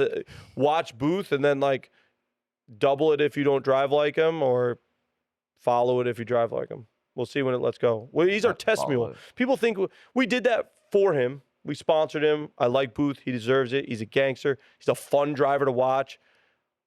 But now, you know how much data we have from I don't know if his tune is great. Mhm. You know, like I don't know all that stuff. It's got to be decent. But like, you know how much data we have from that? Because none of these GTRs are doing what Booth's doing. So if Booth can do that, fuck, dude, most of these GTR guys barely get into boost. That car will last forever. What it like as far as data though? What all is he providing? Nothing, just time. I just see how long it's working. Oh, so you're just visibly watching. Just everything. watching. So I don't he's not even look at providing his log. I catalogs, none can't of do that. stuff? It's tuned by somebody else. It's not accurate to anything, Yeah. but it's lasted, and that's all I care about. If that so dude cool. can drive like that, he drives a lot. Adam fucking brings him around. Like, if he can drive like that for as long as he does, you aren't blowing up a fucking GTR. No shot. On the street, no fucking way. No way. Oh, that's crazy. Yeah. That is a good car though. Just So we from painted it and like did all that. Yeah. It's a gangster car. Booth's a gangster. I hated Booth when I met him. What? You see, I look at the camera when I say funny stuff. He's a I love fucking that prick. actually. Yeah, he's a prick. But I love Booth. He's a homie. Lee's cool. He seems like a lot when you first meet him. Yeah. He's like me. Maybe that's why I hated him. Yeah. No Very filter. blunt. Yeah, just Do you feel that's like does that hurt people in a way, especially on the internet? hurt their feelings or hurt my reputation. Not, well, I guess Both. reputation or what, both. So what it does, I'll just explain it real easy. If you're doing something I don't like, I've got to take the long way to be nice to tell you that. If I just tell you the dickhead way, you know way quicker. You know to a different degree. If I'm like, oh, that hat's interesting. You know, it's like different than, fuck that hat, right? That hat's interesting. You go home and go, what did he mean by that? And just, the hat's a bad example, but I take that know. into consideration with anything. Yeah. I don't want you to leave me and go, what did he mean by that? You know what the fuck I mean. Mm. You know, and like, I don't want to offend you. I don't want to. That's not the goal. But don't ask me a question that you might get offended by the answer. I you think know? to the right people though, it's almost refreshing in a sense. Especially if and you look at Adam- your comment section, dude. People are like constant, like the podcast you just did with what are the right hand drive guys? Yeah. So I stopped reading comments on that. dude, well, But they were from good. my They were good. perspective, I read through almost every single comment on that podcast, and majority of them are good comments Yeah. for the most part, and They're like fucking appreciative how direct and blunt you are about certain things. Dude, and this podcast will be half the time. You do this podcast with Nate Hamilton, who's the nicest guy in the world. Offense to Nate, like he's good twice as long sugar because he's not that he's not direct. No offense to Nate, like he's gonna sugarcoat and he's gonna be nice because that's how he is. He's nice and he's, Nate's an amazing dude. Nate's the best. Dude. He was here this morning. I saw him. Oh, sick. Yeah, Hell Nate's in town. And that's why I thought of him. He's the nicest human in the world, But like, podcast is gonna be longer. You may at the end not have quite a vibe of his opinions or his style or whatever. That's okay. I just want to get as much information to you as possible as quickly as possible. Me and Adam talking, shit goes like that. Shit happens so fucking fast when me and Adam talk because he doesn't sugarcoat. He's better at it than me, but just. I think he's more just better at not speaking at certain points. He's better at shutting the fuck up. You will just say it. I'll just say say the filter it. Completely isn't there. Yeah, I would say. But like people love. like Adam appreciate it because he's a deep thinker, and like he's the guy who'll be like, what did they mean by that? Or take it wrong or whatever, where I don't care enough to be like, what did you mean by that? Or I'll ask you, what is that supposed to mean? You know what I mean? Like you say something that I find mildly offensive. What's that supposed to mean? And then if you're like, well, no. I'm like, no, really? Like I want to know. But I'd love for you to like review one of my cars. I'd love for you to like find something you don't like. I love that because I get to either have a discussion argument or I get to go, that dude doesn't know what the fuck he's talking about. Or maybe you're going to open my eyes to something, which is the most valuable thing ever, in my opinion. Yeah, because you mentioned, I don't remember the exact wording of it, but you mentioned it on that podcast. Like as soon as you are immune to like learning, as soon as you're shut off to learning, you're useless. Like that. You're a useless person. If you're not being not teachable, or refusing to be teachable, or being so rigid, your growth stops immediately. And that's my persona, I guess, or my reputation is that I'm rigid with my opinions. But like the things we're talking about, I've thought about for the last 20 years in its entirety. You will never change my mind, right? So I'm rigid because I've explored as much as I'm interested in exploring, to the point, engine swaps. You're not going to change my fucking mind. It's not going to happen. And like I said, engine swaps lose because a 20 and a 25 and a 26 are all like the same architecture. But like, you're not really going to change my mind. Is there a chance I'm going to get in a car that's been engine swapped and it's good? Yeah, sure. It's 1 in a fucking million. It's 1 in a million, and I'm down to feel that, and maybe I'd buy that car, whatever. Like my SR Altezza. Yeah. I'm stupid enough to know I hate swaps and still want to do that, and then learn it's either good or not. Yeah. And that information's so valuable too. I would agree. I mean, it's because I even tell people all the time, give me your criticism. I'm more than happy to hear it and make the changes that are necessary and da. But like from your angle, especially on the internet too, like you almost made a YouTube career off of being blunt and talking shit about other people's cars. Well, that's a problem. Is like I talk shit about things that are unsafe, stupid, whatever. I've always seen it as you talk about the stuff that people are majority of the time just scared to talk about. Sure, or in like an open but like, setting. If I look at a car and it's like a color I don't like, I'm not gonna fucking talk shit about that. Like, oh, you painted your car pink, like, okay, whatever. I'm gonna talk shit about you using like a Mishimoto radiator or a Chase-based power steering reservoir, like garbage. I'm gonna talk shit about that. That's where I get a target on my back. Is like people like that shit. I do use Chase-based stuff. It's the worst stuff in the world. I've never had an issue. Never had a leak? I've never had an issue out of my Chase-based stuff. I'm not joking. Yeah, no, I mean, sure. I have heard of people that have, but most of the time, I feel like most of the time when people have issues out of their parts, it's bad installation. That's my perspective on it. It's like some people. What I found is like things with Chase-based is like the powder coat or the paint or whatever made a surface not flat, and the crush washer didn't work, and like that's quality control garbage. Fluid management's pretty important, and just skip the bullshit. Just skip it. I don't need to say Chase-based is junk again. I've said it 200 times on the internet, and dude, I had Mishimoto reach out to me one time. I was like, we want you to come to our factory in Delaware or whatever. And I'm like, Mishimoto. I I'm just right there with you, responded, big dog. LOL. I literally just emailed back, LOL. It's fucking junk. I'm not interested in learning. We put a Mishimoto on a car, put it on the dyno for the fuck of it, and it chilled like 11 degrees warmer than the coil. Just chilled there. It's garbage. And your gauge is Mine going to showed tell up you. with all the fins fucked up and like, Dude, yeah, it's bad. One of my buddies one time got one in the mail, and it was like banana, like, at the My time. filler cap isn't even welded directly over the hole. I had to modify my funnel fitting just to make It's it. junk. Yeah. Coil, step above, ARC, Nismo, better, PWR, CSF, they're better. Things are better. I don't know about CSF, I guess. I've had an issue with that. But, like, there's better out there. Just fucking spend the money or don't do it. Your stock radiator is probably better than a Mishi. Just doesn't look aftermarket. Doesn't look good, yeah. Trash. All trash. It's Well, covered up anyways. I Get talk over it. shit mostly where I started was not to talk shit or be controversial or rage bait. Once again, it's called YouTube, right? So if I have a YouTube channel that's about me, pretty narcissistic, obviously. Why are you watching it? Don't know, but I hope it's because you agree with me and your opinions align with mine. So I want to give you all of them because I feel like I'm in an accelerated position. You haven't built 50 Skylines. Your opinion on Skylines or the parts is less valuable than mine. So if I don't critique things, I could get you up to speed with me if you just watch my YouTube channel. I can get you 50 Skyline builds under your belt if you just watch my YouTube channel, right? So I think that's valuable for me, and people see it as like a target or whatever, and it's targeted me before, as you know.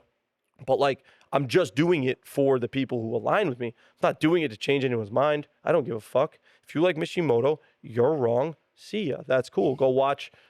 Go deal with the problems. Yeah, go deal with the problems. Go watch those channels. But like, it's my tube, So if you like this shit and you like the cars, maybe my personality you don't love, but you appreciate the builds, like, cool.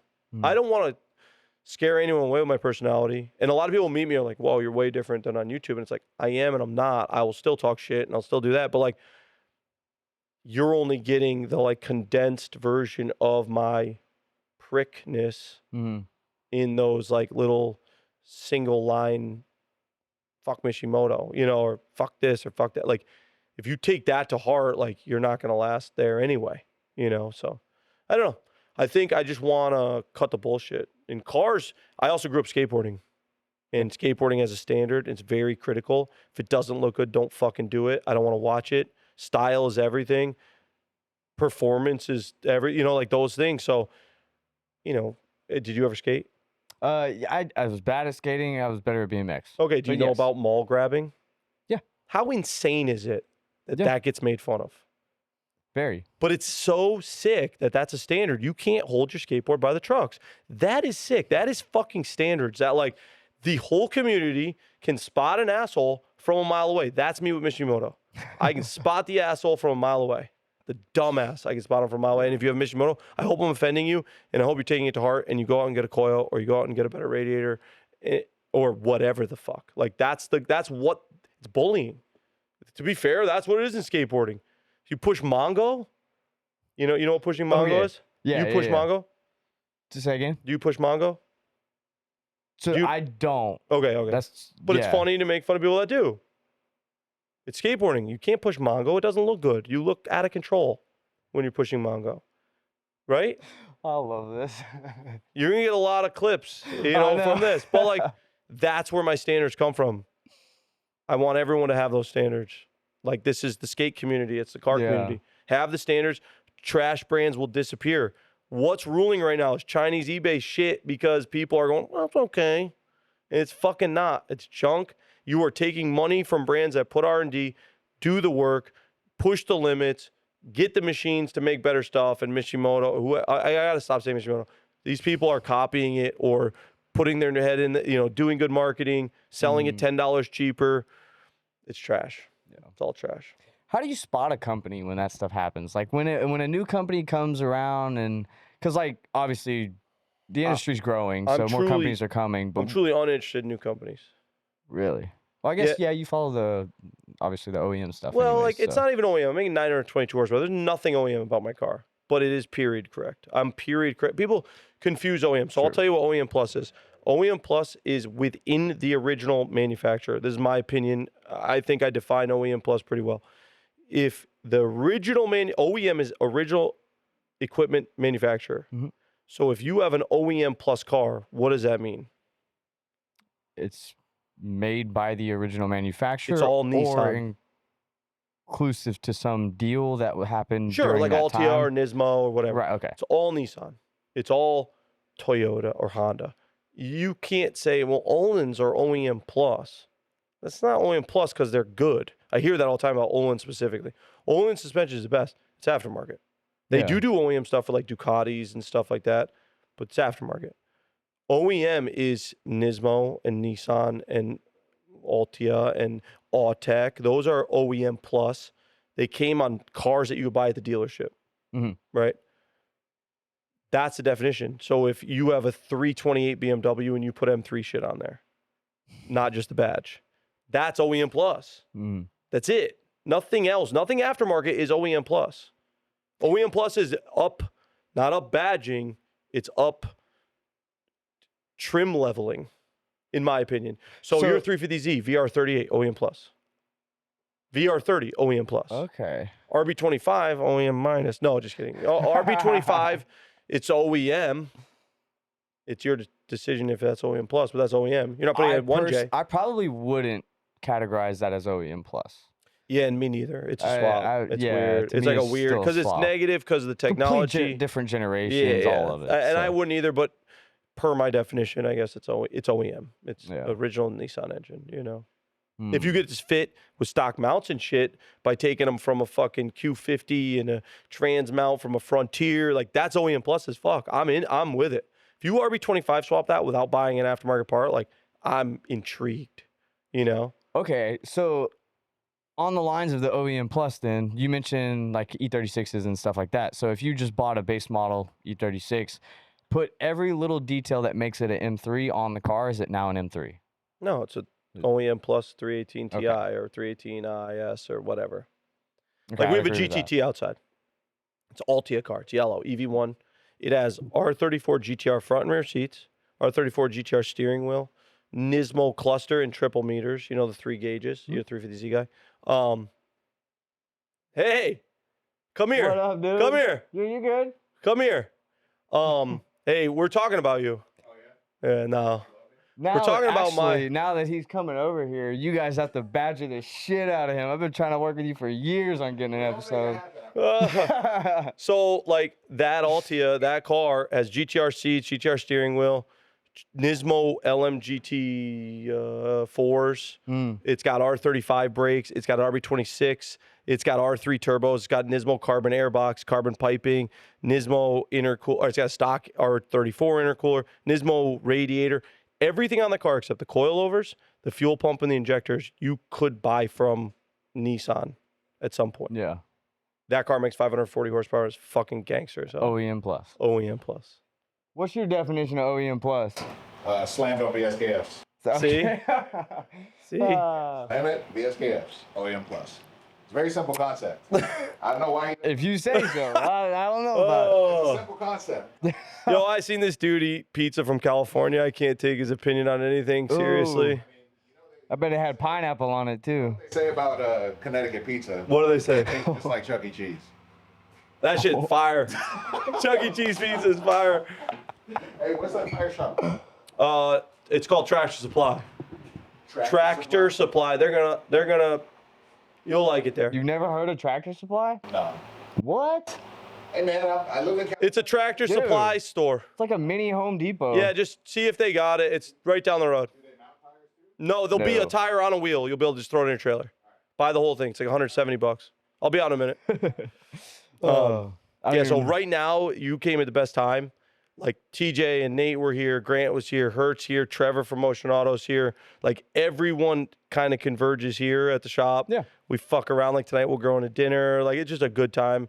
We'll see. I don't know if they made a reservation, so I hate to say that to you and not invite you, but I'll see if we just have a room or what's going on. I'll invite you. No, it's fun. It's a good time. I'm just here. Yeah, I'm well, enjoying the time. I like to pull people into the world that we do because I think a lot gets like missed, on YouTube. A lot. You don't get to see. What's your opinion on that then? Because like I know I don't care. Fuck everyone. Like they don't need to especially- see us going to dinner, but I think it would be pretty interesting for somebody who watches everyone to come to dinner with us. You know what I mean? Like I'd love to just Solid. like pick a random viewer and be like, jump in, and do 140 miles an hour down the highway with everyone inches from each other. And Why haven't you done that? well, because everyone's weird on the internet. 90% of the people are weird I on the guess. internet. Well, yeah. I But probably like, shouldn't go into all that. when Adam comes into town and everyone's in town, we just fuck around like yeah. homies that have cool shit, and I think that's like, it's a vibe. That's like my favorite thing. That's my favorite thing about YouTube is like my YouTuber friends that like, we could talk shit about each other, whatever, and everyone's just understands, Mhm. because motherfuckers have to have thick skin. It's crazy. It's crazy rough. what the people on the internet are like, Especially doing this. yeah, I don't care about like bullying, but it's crazy what they're willing to like say or do or whatever. And most of them are pussies, the people Yeah, talking shit, yeah. just trolls. So just, I mean, I'm in favor of bullying Yeah, to an extent. same. It's Well, it's that's why very needed skateboarding, in like, society. I told the guys my text, like, hey, people I hire, like, this place is run like a skate park. Whatever that means to you, that's what it's run like. So if I see you doing some dumb shit, it's like, we're going to be like, yo, look at that idiot doing that dumb shit. It's like, and you'll be like, fuck, that sucked when everyone, Yeah. there's things that someone did so small 6 months ago, that's like their name right now, in the shop because it's like, well, you did It's a something shop. stupid. It's People talk rare. shit about me too in the shop. They make fun of me in the shop, Yeah. like I say some pretty crazy shit sometimes, but Yeah. it's a vibe. Like we went to GTR festival and Adam, my favorite time, we went to Dallas. We ate at this really nice restaurant. We had like 30 of us. Tamura-san ate dinner with us. Like, the Australians, whoever, everyone was eating dinner with us. And we left. We had our GTRs in downtown Dallas, which was a vibe.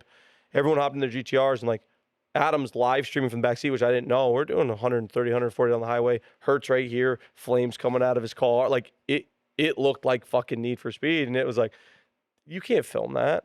Yeah. You could live stream it, I guess, but you can't film it, and you can't. And then you go, yeah, we were doing this, and it just sounds like a story, but like, it's That's sick. YouTube. It's Well, I sick. guess not YouTube, but That's like behind the behind scenes the YouTube, scenes. After Dark or whatever. Yeah. That's crazy. Cause like, I mean, obviously I am that person like that you mentioned. You wish you could just take someone Yeah. along that's just been watching. It's weird from my angle because I still don't. It doesn't feel like all this is kind of real. So all of you guys that I've seen on YouTube nonstop for 10 plus years now or whatever, it's like I have so many questions. So that's why this is valuable to me.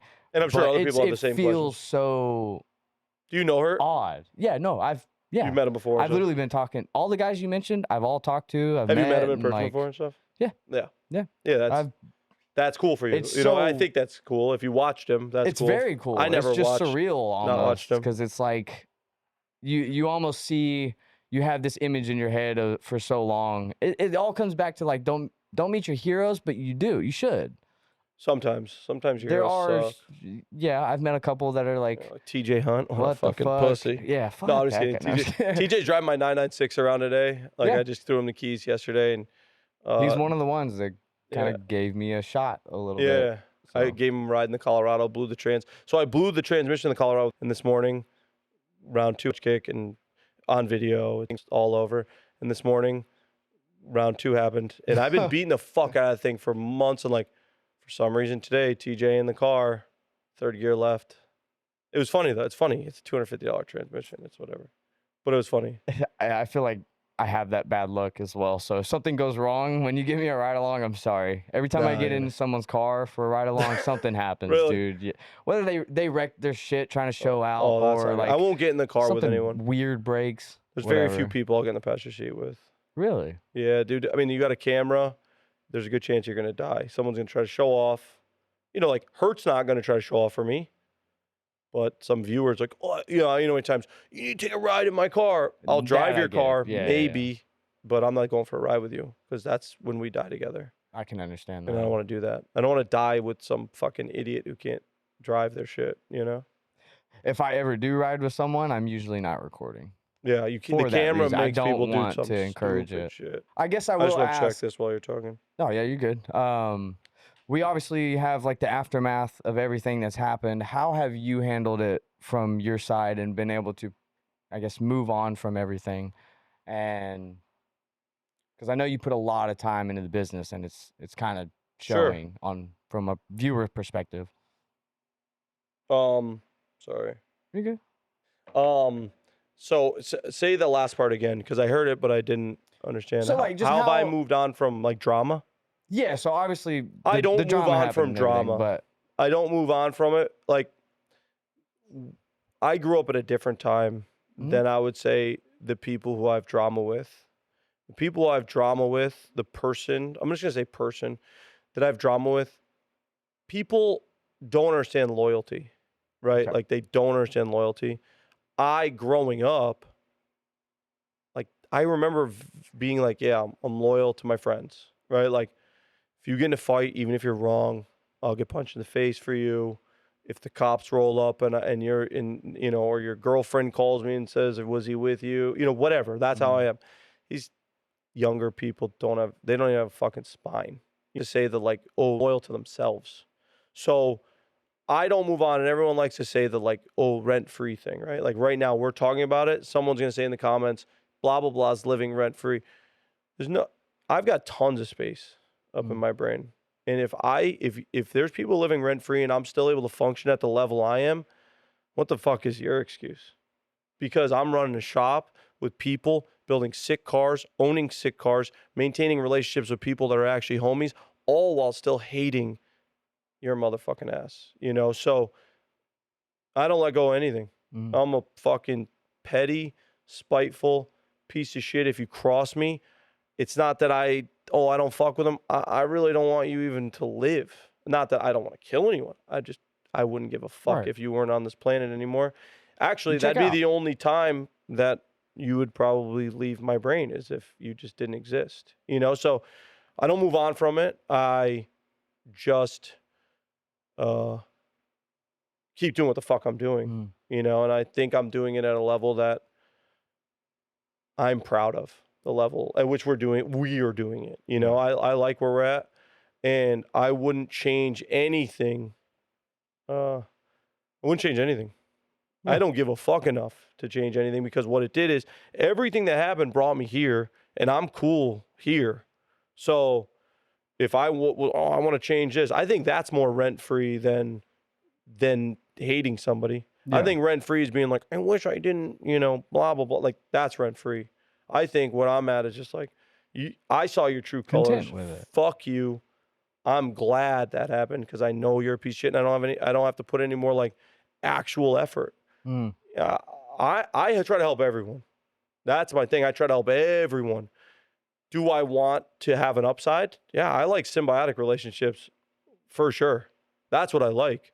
I like to help you and you help me, you know? And that doesn't mean I won't help you unless you're helping me. I just hope maybe it comes back one day. But, like, you know, praise Mike, you did a thing with him. Like, I didn't know him. I helped him, built his car in my shop. We machined it. We did everything. Helps that he's a YouTuber. I can't help everyone. Yeah. But in that instance, there was a little bit of an upside. I didn't get anything from Prism Mike. You think I got a fucking build from him or even, I didn't get anything. A couple more followers that are on the fence about me and could turn into trolls in any given minute, or could be a diehard. Sure. But, like, I want to help everyone, because when I was an up and coming YouTuber, that shit goes far. You know what I mean? $5,000 off of some labor is a month's check. And a month check is really, you know, it's already spent by the time you fucking get it. So I see the value in that. I see how it could help me. I see how I could help him. I try not to take more than I give. I hope they don't take more than they give. And it's cool. Yeah. You know, like Maddox is here building the GTST. I'm trying to show him the way, you know, and, like, I don't need to do that. I don't, you know, and he's a skateboarder though. So You get a soft spot for it, you know? Seriously. Yeah. Because, like, those people give a fuck about things. Skateboarders give a fuck about stuff, in my opinion.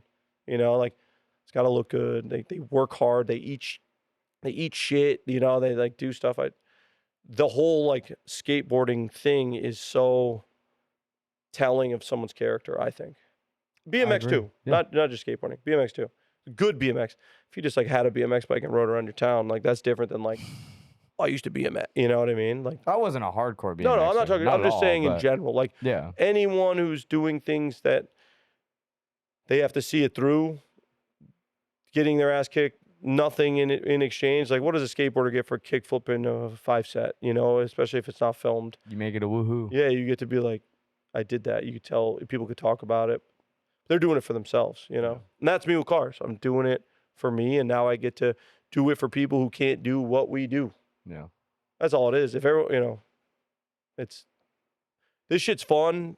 When my engine was out of my car 3 times in the last 7 days to make it on the dyno, make 922 wheel at low boost. You know, when I say low boost, it's like 33 pounds of boost. It's not like crazy low, but like that's not fun. But the skateboarder in me had to keep going. It's like throwing yourself downstairs and eating shit. Like, you want to land that trick. I want to get my car on the dyno before Freddie leaves. Do what we got to do. So that's kind of what my not perspective, but what I wanted to get into essentially was because like I don't feel it's my place to pick a side or anything on the drama that happened and Sure. da da da da. But and plus the story's already out. Your side's already out. The biggest thing I found valuable was like your mindset to continue on. And although you don't post nearly as much anymore, we'll be still back. Post and like it's 2-3 times a year, whatever it is, consistent. It'll be back to like once a week, twice a week. I'm just like trying to run the shop and like focus on that filming and to get the return of like even 10 trolls. It's like, well, we can chill with that for a little bit. You know what I mean? Like my viewers appreciate it when I come back, when I make a video. Usually gets pretty good views, you know, and like stop for 6 months, come back my 34. I drove it on Fuji. Like it got 75,000 views or whatever. And I'm happy with that with 283,000 subs. I'm happy with that, you know, but I did learn like perception is pretty wild because we can both experience the exact same situation and you feel differently at the end of it than me or experience a different situation even though it was the same situation. You know what I mean? Yeah. Like plus, I mean, the way you were raised as a kid too, that all comes into play too. The way you perceive things just naturally. Right. And like, yeah, shit you dealt with. But I also got to learn like who the real homies were, right? Because there's people who I don't talk to anymore after that I've heard are like, oh, I guess I reacted too soon. And there's people who are like, you know, fuck all that shit. You know, like Larry Chen. Larry Chen's a homie. When that went down, he was honestly one of the first people to call me. You know, awesome. And it was like, that's cool.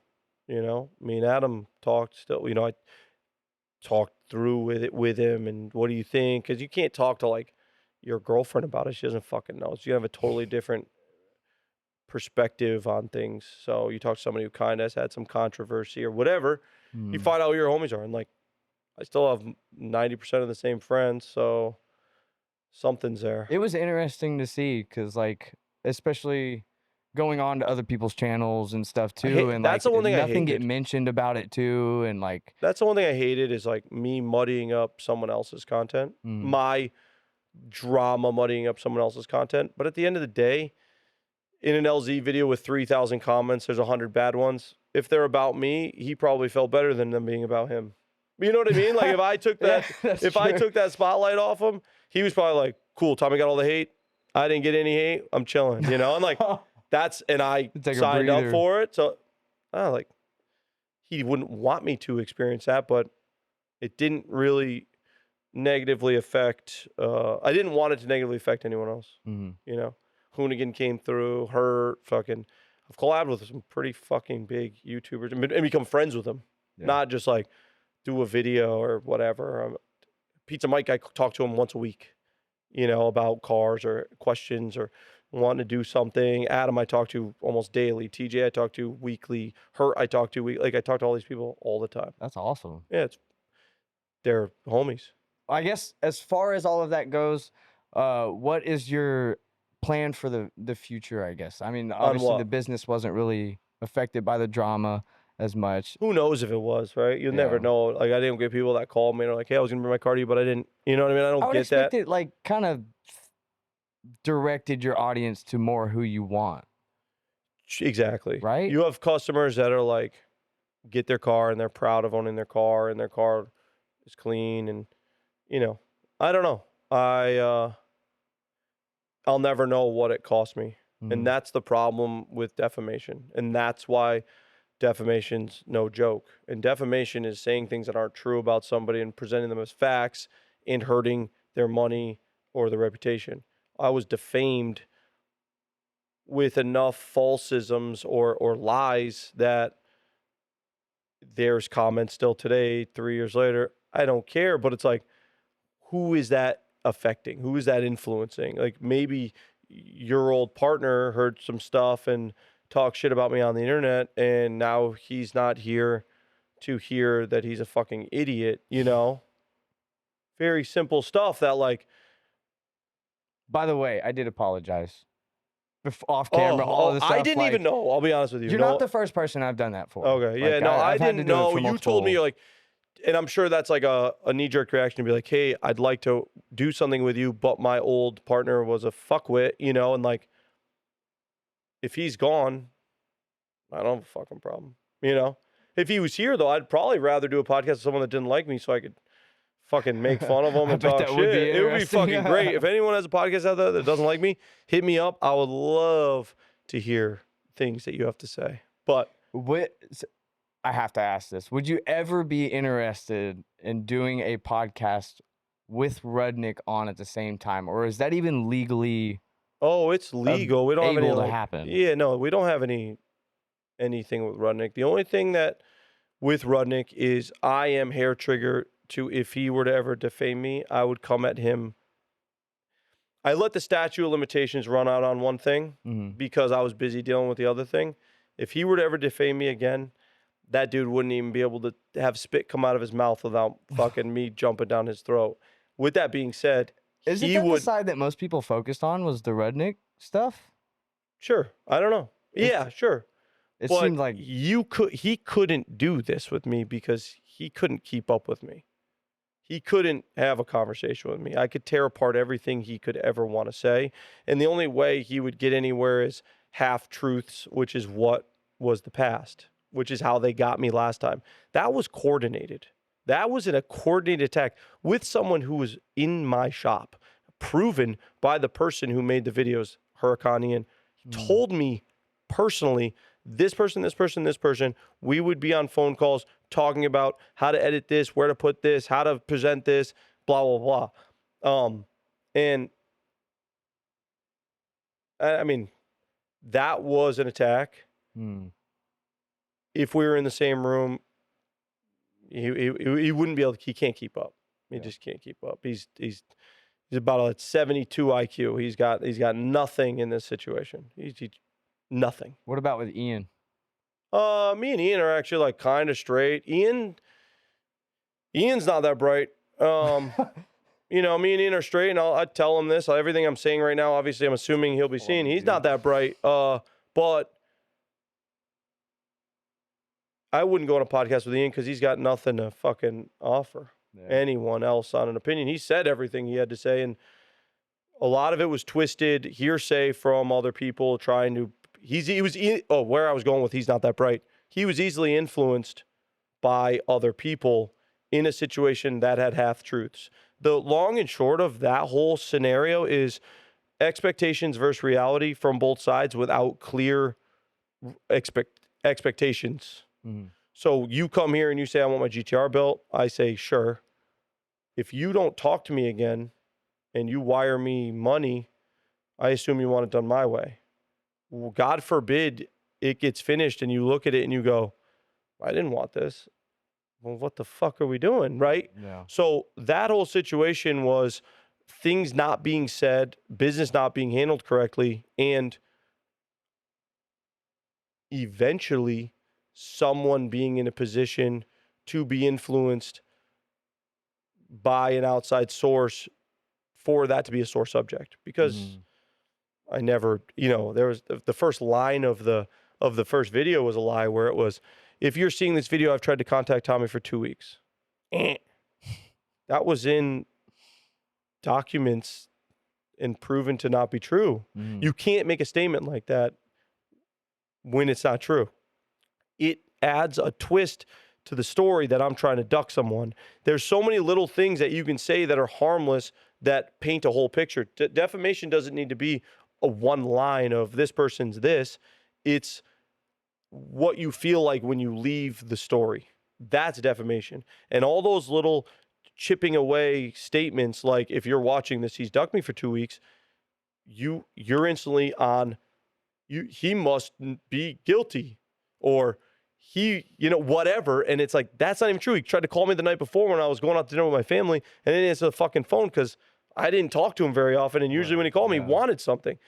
But his perspective is, I told Rudnick to tell you I was trying to contact you, and Rudnick never told me. So that's perception versus reality. He's tried to contact me for 2 weeks. Little loose statement there because he didn't try to call me. He had my number, he had my text message, whatever.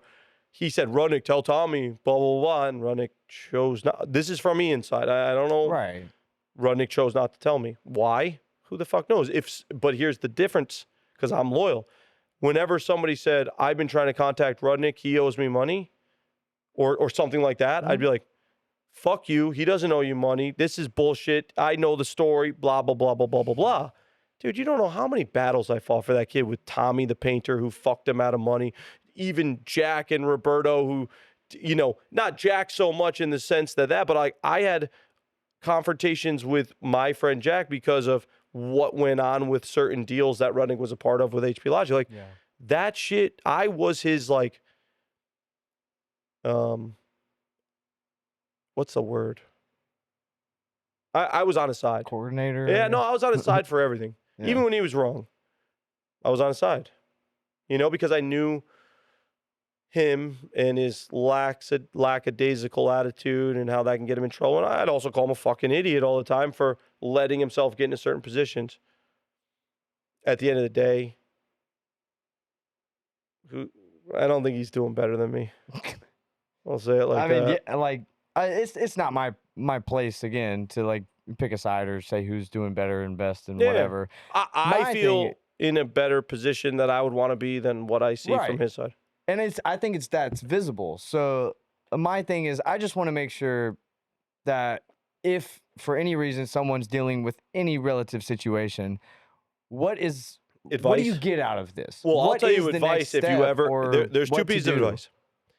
Write things down and agree on them. Have them in writing so they can be referenced. No, you said this, look, which is a tiring fucking thing to do. But if there's money involved, write things down. And if you're on the other side, and this is advice for even Ian, have proof that you were trying to resolve it outside of destroying or trying to destroy someone's reputation. Because at the end of the day, I never heard a fucking word that there was a problem until a video went up about me.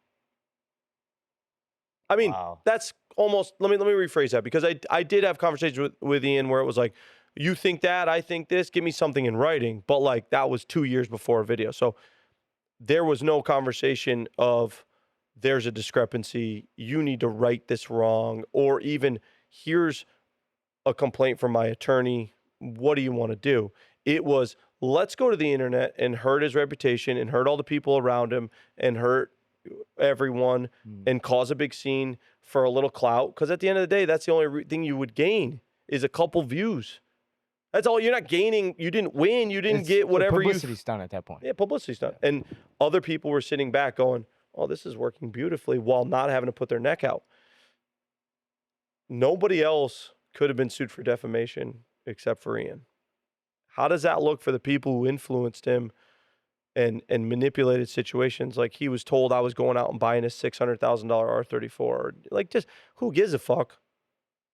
I bought a $200,000 one, but he was being poked and prodded to react, and people were facilitating it. And it's really not a very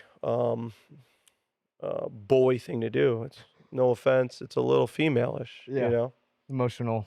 Yeah, it's just, it's Yeah. pussy shit. So. Well, after the fact, now that I guess pretty much everything's died down at this point, videos Sure. are If you're still gone, talking about it, da-da-da-da-da. people involved aren't talking about it, so if you're still talking about it, you're the loser. Right. Yeah.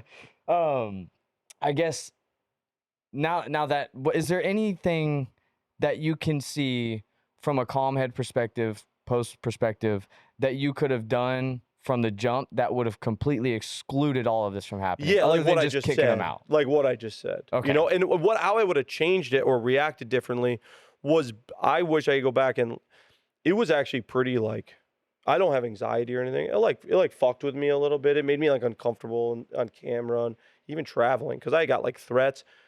And like somebody said like they were gonna knock me out at something and I wasn't looking or whatever. Like that's real. That could happen. There's fucking idiots out there that'll go to jail for their, you know, chiclet tooth internet idol. But like at the end of the day, I should have just kept pushing him and like, fuck you. And that's it. Yeah. Instead of like pulling back and being like, I like pulled back to like look at the climate and they didn't stop. Like there were like the defamation thing I was telling you that I let the statute of limitation run out. Rudnick claimed I threatened him and his family. Like he said that it's still up on his YouTube, which actually I should probably get that removed. But like, I wonder if that actually tolls the statute of limitations, that it's still public. I never even really thought about that. Huh. But it's still visible and you can go see it today. So I would argue I should probably call my attorney. This literally just happened to me just now. Just thought of that. Yeah. None of that was true. I never threatened him and his family. That's fucking stupid. I don't even need to talk about what was misconstrued, but like I didn't do that. Yeah. When things like that would happen, it would like reset me. It would reset my like timeline of getting over it or dealing with it or whatever. So it sucked. It's over. I'm chilling, you know. I got everything I want, and Yeah. I hope that my enemies are unhappy and miserable and don't have the things they want, and they get to see me talking to you about how lame they are and see the shit I own and see what I've built.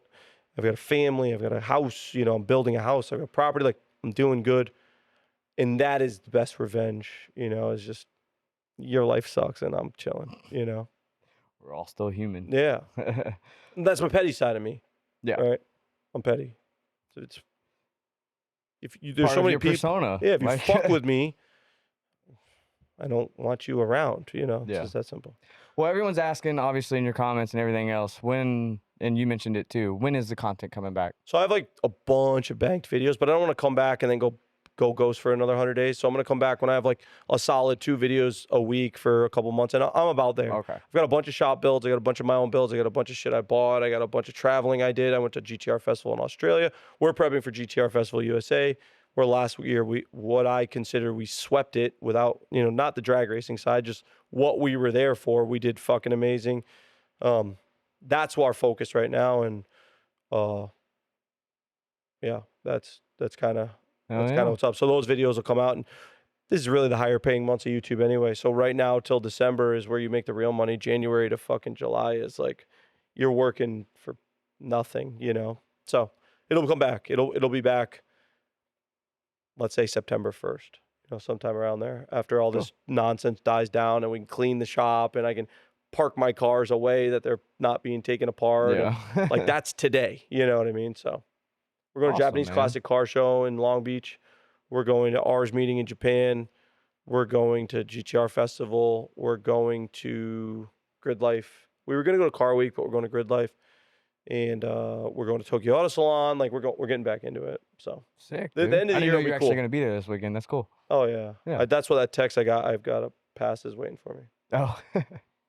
Well, hell yeah, man. Well, if anyone that didn't really know about the whole machine shop ordeal or wants to get an RB built that's in drifting, what's the best way for them to just reach out? Is on- GarageSzero@gmail. Really simple. Cool. Garageszero. It's the easiest way.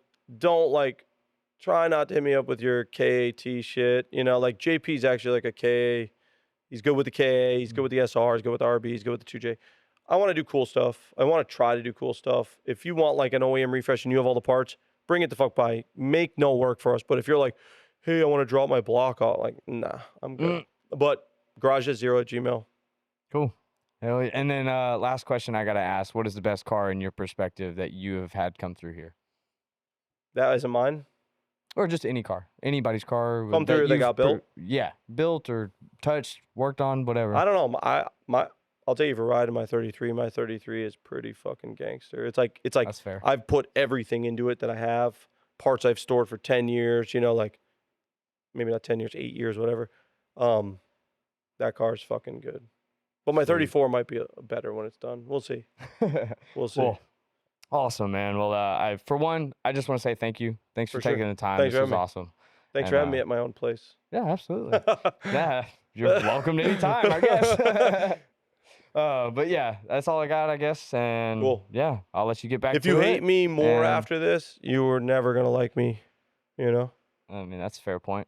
I think podcasting is, I'm glad it's coming around in motorsports because it gives that back end personality to the people we always see. And like, I can't control it, right? Like it's yours. So you get to like, not that you probably don't edit too much, but like you're asking me questions I have to answer and I answer quickly. So I'm not sitting here like, I just cut dead air out of the podcast. Yeah, unless it's like a guest really misspoke and they're like, please cut that out. Yeah. Yeah. Cool. I got you. No, I try to correct myself and whatever, but yeah, no, podcasts, they're cool. You get a lot of someone really quickly, That's I think, awesome. you know? But yeah. Cool, Well, man. if I can ever help in any way, I'm always here, man. And if you want us to do something with your RB, I'm sure I'll be hitting you up. see ya. To the ceiling. Trust no bitch, can't catch no feelings. I've been taking long flights from the Bay to Ibiza. Hit home runs, I'm a ball like Jeter. I just want 4, then I leave. I'm a young pop star, call the boy Justin Bieber. Got a little money if you want, I can teach you. Whole life a movie, you can watch it in theater. Stay